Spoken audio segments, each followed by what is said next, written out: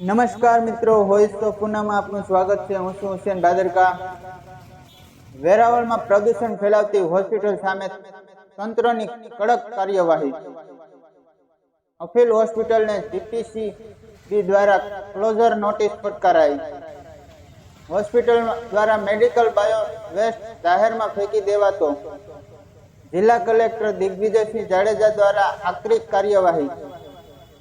હોસ્પિટલને તાકીદ છતાં મેડિકલ બાયોવેસ્ટ જાહેરમાં નાખતા તંત્ર આકરા પાણીએ। જિલ્લા કલેક્ટરની સૂચના બાદ જીપીસીબીની આકરી કાર્યવાહી।